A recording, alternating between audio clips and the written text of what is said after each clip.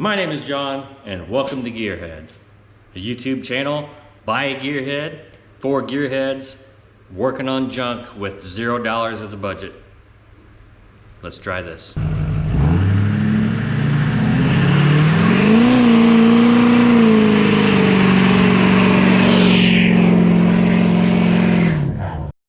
All right, everybody, welcome back. I'm back here, I'm still here, I haven't gone too far. In case you missed it, rebuilt my 1/4-inch impact driver. It might be before this, it might be after this. I don't really know what I'm doing at this point. I'm just trying to build up some content. So let's get to the live action. This is my shop. It's a filthy mess. I've inherited a couple shop cats, one of which was pregnant, and we got some kitties, so it's kind of a bit of it's a show in here lately. So we got a 5.3 liter Generation 4 without DOD, no AOD, no AFM, just straight up goodness, early Gen 4 5.3 liter engine. I bought a pair of these from a gentleman who worked at a repair shop.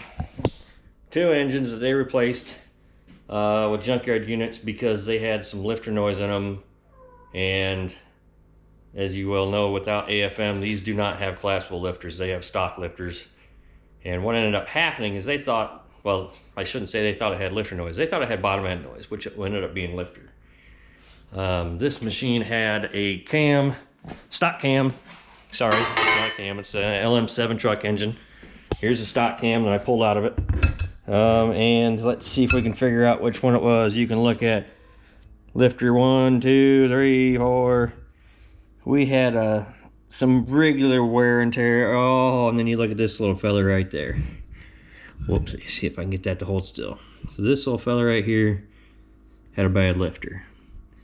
And that was the noise. So, supposedly a low mile engine. So I thought, well, what the hell, you know? At that point I thought, 2 engines, I paid $200 just for a basic short block. Oil pan was on them. It was all completely assembled, had heads. I guess, oh, that's a long block, I guess. But a basic long block, no intakes, no nothing. So anyhow, I finally tore it apart here a couple of years. Well, I tore it apart early. And I decided I'm finally gonna put it back together. Got some heads here. They are dirty. Where's the number? Here's the number. I got one of these that's cleaned off. 706 heads, which are, as you may or may not know, a fairly desirable head. The other day I popped off all the retainers, locks, stock valve springs. You know, I just kind of was doing some looking around. Some of these valves are in pretty good shape, but there's a little bit of rust in there because it did sit in a shop. Not outside, but it sat in a shop and it must have got moisture in there, whatever. So, onto the block. Well, I guess we can start with this. Stock pistons. I did clean a couple of these up. This one went through an ultrasonic cleaner. Before my ultrasonic cleaner died, it was doing a really good job cleaning this stuff up. It did take the coating off the pistons, as you can see. There's no more skirt coating, but you know, it's a gamble you got to take. Stock rings are still on them. It had stock bearings in them until I cleaned them up. And we are looking at Gen 4 rods. They're cracked rods. I made sure everything stayed together. Stock bolts, although not for long. Genuine automotive racing products. Fasteners. So, onto the block. So here we go. 5.3 standard bore. I did have it sitting in the shop a little while longer than what I wanted to. We had a little surface rust flash up on it, so I just got a straight bar hone, cleaned them up. The lifter bores were a little bit dirty, so I got a little hone, cleaned them up. Made sure just to run a very well lubricated hone through them and not, you know, not alter the bore, but just cleaned them up. So piston 1, piston 3, got started on it. Yeehaw. So I got my rods in there, got my nice ARP studs, lubricated, bolts, not studs, lubricated, and everything was going good. Until was going to do rod number 5. And I really hope this shows up for y'all viewers at home, because this was heartbreaking right here. Let me get my little handy dandy screwdriver out there. Right in front of my screwdriver tip. It might be difficult to see, but that is in fact a ding in the crankshaft. Where it came from, I don't know. It's moved from the place I was living at when I tore it apart to a townhouse where I didn't have much room. I just had a garage, so it just kind of sat in the garage covered up. And then it moved out here to this shop. We've been here for 2 years, and a couple weeks ago I started working on it. Got to this point, saw that ding, and I knew I couldn't continue. I tried to clean it up. You can kind of see a little bit of fucking swirl marks on there, but that's just a heartbreaker. This is literally the bottom has not been apart. This is still the stock bearings. I have not done much more than the brake clean blast. Granted, I have sprayed it down with CNW to keep rust from forming further. But it's an 05, 06 motor, 24X.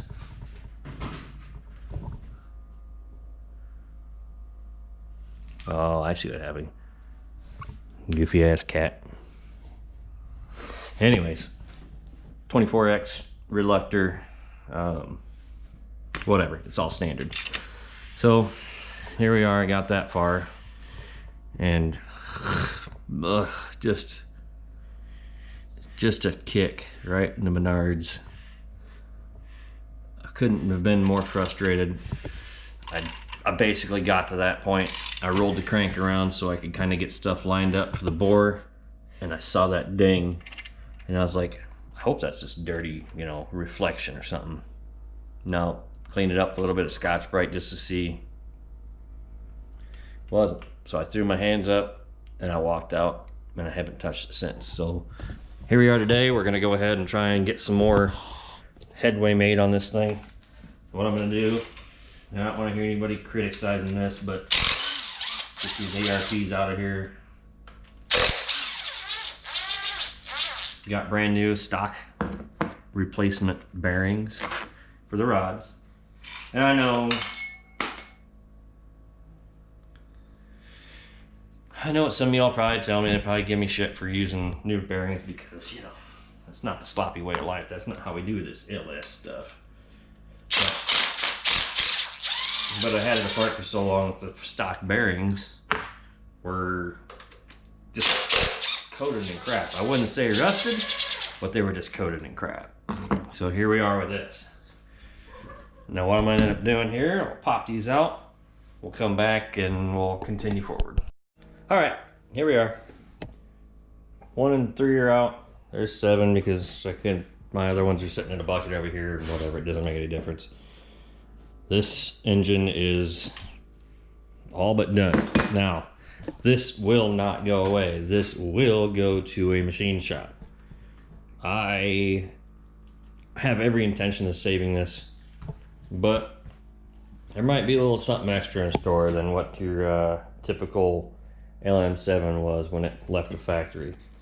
I'll probably go ahead, I'll have it bored out, have the crank polished, debating on getting a replacement. And I got 2 totes full of stuff here. This is really kind of a ridiculous deal. These are all cleaned up parts, valve covers, brackets, stuff like that. So that brings me to the next part of this.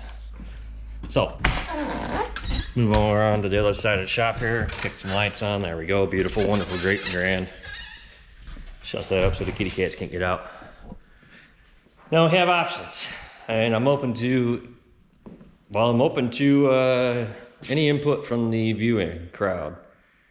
I've got dreams and hopes and things that I'd love to do, but I'm trying to make some entertaining content here. So, option number 1, these are projects that I want to do, but I'm looking for input on what I want to do first. So, what we have here is the remains of a 2001 Chevy Silverado. A good friend of mine bought body parts, and as you can tell, he used quite a bit. This is a dirt track race car frame, or a cage I should say, that I bought from a buddy of mine for barely scrap value. As you can tell, the back half of the frame is gone now, but this still has a completely clean California rust-free frame. Cut the back end off because, well, I wanted to make a go-kart. So 170,000 miles-ish. Good transmission, 4L60E, two-wheel drive, obviously. Shifted fine before it was gutted. As you can see, I've already started to pull the harness apart, and I had the harness set up to be able to hook up to HP tuners so I could do some pulling of the information. So I got the ECM read. I also have another ECM, also from an 01, that I got from a different project, which is not that one. It's a long story. So anyways, two-wheel drive, it sits awful high in the front. The rear end is welded to the frame for now. I do have some coil springs from the rear end of a G-body. Stay tuned for that vehicle. And this is the slip yoke because it was an extended cab long box. So I have every intention of using this. We'll pop off that knuckle that was torched. Build some sort of trailing link, maybe cantilever, and then we'll use this yoke on the rear end directly. So, motor number one, project number one. We move on to project number two. This engine is from a 2003 Silverado. Another friend with another project. Ran and drive, did some excellent smoky burnouts. 4.8 liter for all you haters out there. This thing was a running, driving, complete 2003 drive-by-wire. They kept the throttle body for another vehicle. Did a really good job of keeping most of the harness intact. We cut stuff off that it wasn't necessary, ABS, whatever. All the harnessing's still there. Got an ECM, 2003 ECM, which is not a big deal. I was liking to try and keep the 2001 harnesses around, or ECMs around, so that way I only had to have one vintage of tuning credits on HP tuners. For those of you who don't know, after so many credits are purchased for a single year, like say on an LS powered truck engine, you can get unlimited tunes for that year. So doesn't matter if it's 4.8, doesn't matter if it's 5.0, doesn't matter if it's 6 liter, but it has to be 2001, 2002, 2003, whatever individual year. So I'm still gonna get unlimited tuning for the 2001 stuff because that way, no matter what in the future, I got it. So moving on. This one's 4.3 or 4.8, works good, everything's fine, but the it's stock, and that's just not fun. This transmission transfer case, I actually went in and bought this as a package from one friend and another friend of mine who runs a repair shop. Cowboy Customs is his name, spelled with K's, Kowboy Kustoms, out of Dayton, Iowa. You really need to look them up. Nate is a absolute wizard with a paint gun, and he's done some incredible projects. I actually used to work with him, and I truly wish I could afford to still work with him, but you know, as you get older and bills get bigger, you just, you know, living in a small town, it just didn't really financially pan out for me, but it does for him, and I support him as much as I can, and he's just a great guy. So look him up, Cowboy Customs, find him on Facebook. You won't regret checking him out. So moving backward by going forward, this engine was very poorly maintained, and as you may be able to see right there, there is a freeze plug on the back of the head that is rusted out. There on the other side of the other head is also rusted out. Now these are clear signs that the main engine was not maintained in the fact that it had never had its coolant changed. Electrolysis takes over, and electrolysis will eat them frost plugs out. Let's see, yeah, that one's gone too. They're 862 heads, nothing wrong with that. Great 62s are great heads. But, yet again, it's stock. Who wants to do that? So, we move on to other options. Well, I was gonna cut that scene, but why do that? So we'll move here, go from room 1, cut the lights off, conserving energy, and we'll move to room 2. This is where it gets interesting. Now in this room, we will find 2 projects. This first one, I owned this vehicle in 2007. At the time, I got it dirt cheap when I bought it, and put a little bit of work into it, and it was an absolutely fantastic daily driver. I absolutely adored this vehicle. Well, the guy that I sold it to sold it back to me. Completely accidentally found it. He had it for, I can't even remember how many years, and his engine blew up 3 to 4 years ago. So while it is a change, here's an option. 1999 classic body style. Never mind that, don't look at that. Yukon, GMC Yukon. It's considered a Denali because at the time it has leather seats, every option, rear AC, you know, it was loaded. But being a classic body, we are looking at a 5.7 liter Tornado motor, and it's seized up. So I could take it out, I could rebuild it, and I could dump, you know, $400 or $500 into it, and I could have this motor back together, which is a very viable option. But where's the fun in stock replacement? You know, nothing like that. Knowing that, I have 3 complete LS motors, well, 2.5, all with harnesses and ECMs that I could maybe make interchange with this chassis. And if I could, then that would be a pretty bad to the bone swap.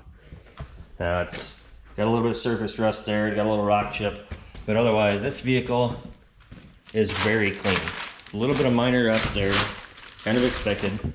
We do live in Iowa, so barn doors, you know, it's seen better days, but it's in pretty good shape. This vehicle has, and I can prove it to you,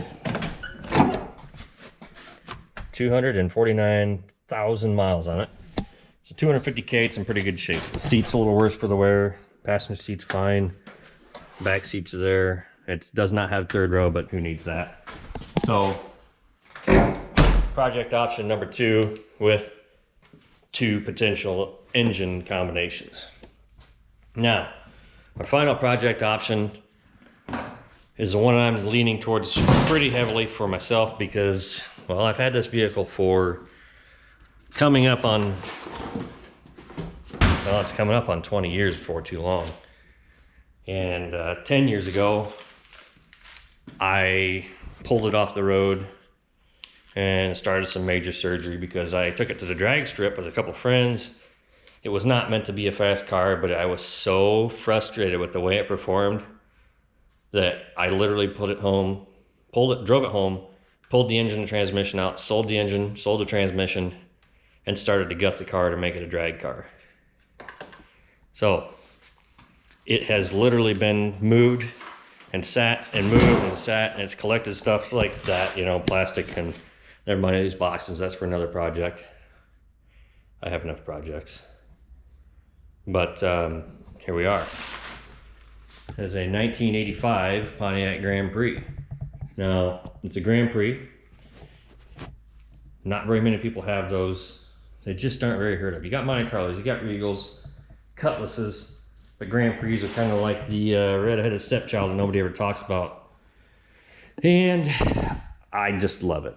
I love it for that factor. Now here we look at, I have once upon a time cut the factory motor mounts out. This car came with a factory 3.8 liter V6. I got it with a 307 olds in it. and the motor was bad. Well, yeah, motor was bad. And I put a 305 small block in it that was rebuilt, big cam, stuff like that. So I made some steel mounts, and at that time, after I pulled that motor out, cut that stuff off, and I cut a notch in the frame to clear a mechanical fuel pump very haphazardly. 110 welder, so don't make fun of my crappy welds. That stuff is very, very junk, but it's got to go. I cut the firewall out, I moved the engine back. What you can see over there is right around 5 inches. Normally, that mount front is right about there, at the very front of that plate. So it is very much so moved back. And I did that just because I thought it'd be cool, it'd be fun. Well, I got ambitious, and then I lost ambition. Some things happened in my life.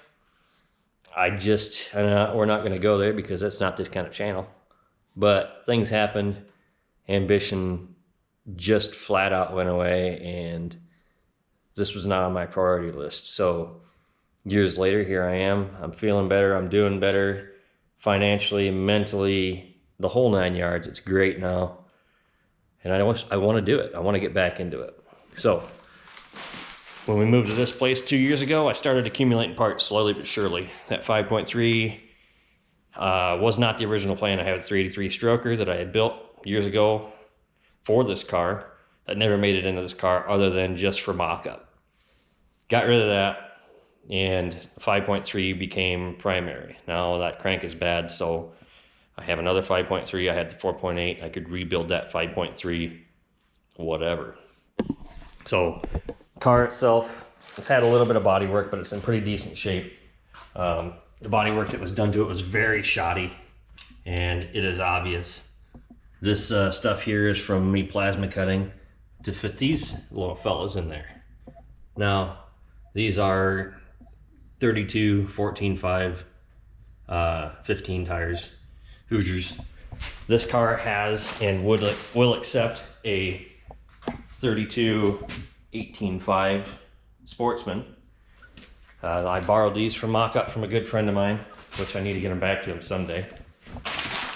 Same guy cut me a sweet deal on a partially used S&W race car's back half kit. This was put into a car that was being built, and it was never finished. So this is literally a brand new kit that has, well, it's been in 2 cars.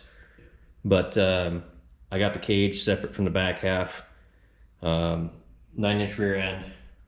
At the time, it had a 567 rear gear in it, which is not what I wanted. I want this to be a streetable vehicle. So I've done some saving, I've done some spending. You can't really see it very well in these pictures or videos, but there is some chassis reinforcement back there that goes down to the body lines,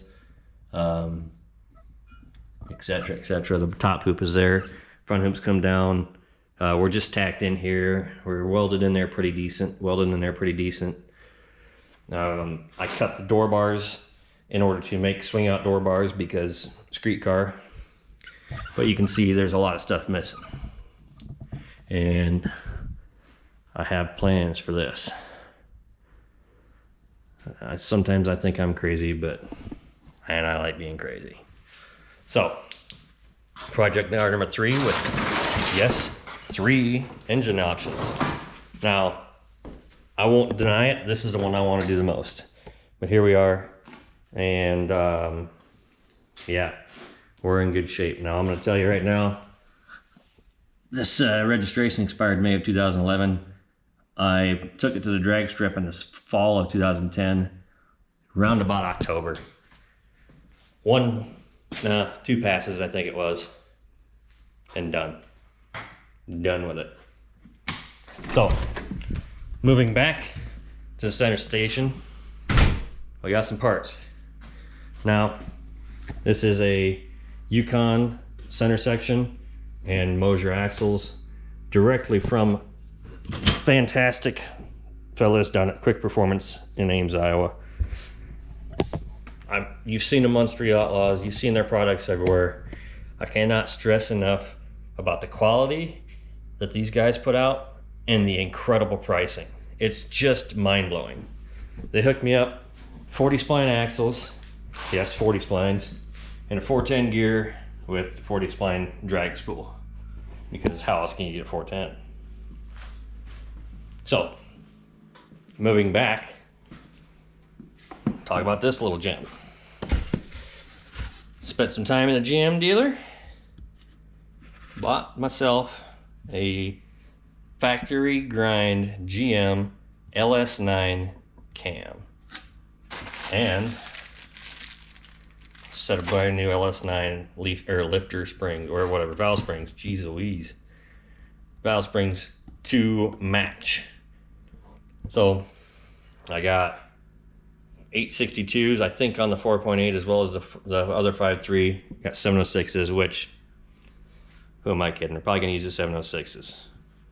Got a stock truck intake ×3. The 2 on those engines. I got another one on the shelf in the back. But I also got these little fellas. And those of you that know what those are for. So, the last piece of this puzzle,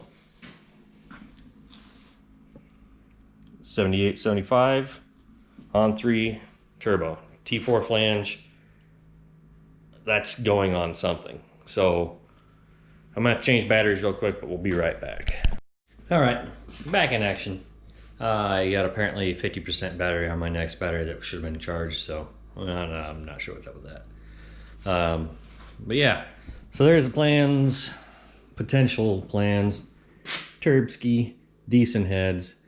Probably gonna have them cleaned up. I wasn't gonna for the longest time, but then I decided, well, what's it gonna hurt? Might do a little home port job. As you can see by these gasket marks, there is an incredible amount of room to improve from there to there. I mean, that's almost a 1/4 inch worth of unused port. And I realize it's the exhaust side, it's not nearly as important, but the inside intake side isn't much better. It's a little bit tougher to see because the gasket's kind of worn away, but I mean, that gasket had ran clear up into here. The lowers are pretty well down into here. There's room. And I'm just dumb enough to do this stuff myself. So that might be the plan.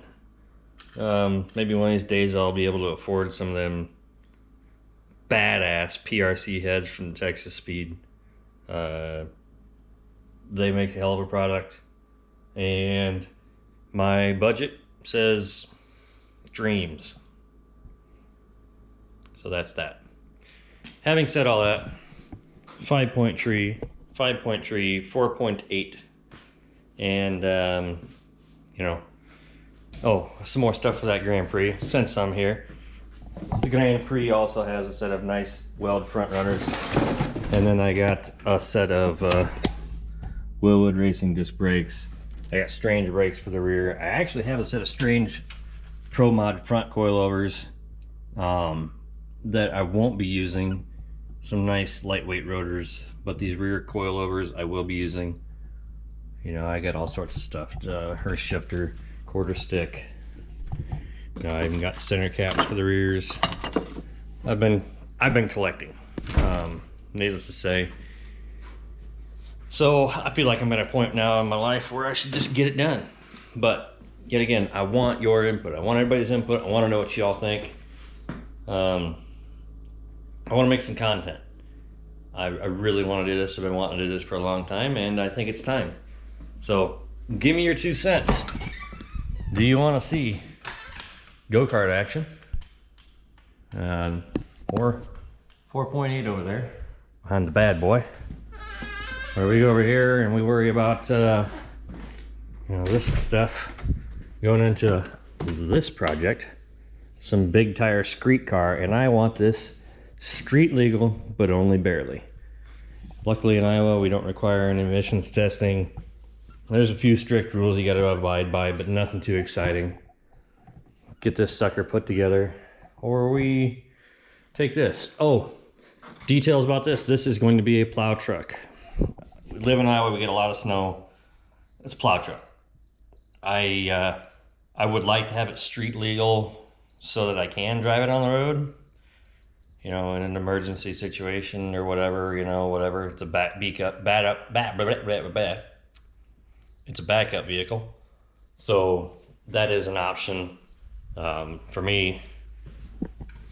Not super important in that aspect, but I do want to keep the miles off the daily driver. So let's see if I can do this. No, I can't zoom in because I don't know how to work a GoPro. Now that's my 2017 GMC Denali half ton. I do not intend to drive that in the winter. You know, intelligence would say that salted roads are very tough on vehicles, and we live in a salt plain because Iowa. That's anyways, that kind of concludes my ramble of the day. I want to say thanks for everybody for checking it out. Give me your input, please, good, bad, otherwise. Tell me what you think. Or maybe these projects are all stupid. Maybe I should do something different. Maybe I should put that turbo on a lawnmower. No, I'm not gonna do that. This thing's like 2 months old. But seriously, give me your ideas. I do have another project that I'm working on getting a hold of. And I'm gonna hold that real close until I get that in possession, because I don't wanna get my own hopes up. I don't wanna get anybody else's hopes up. But it'd be pretty badass if it comes together. So again, give me your 2 cents. I would really appreciate it. But until next time, I'll see you later.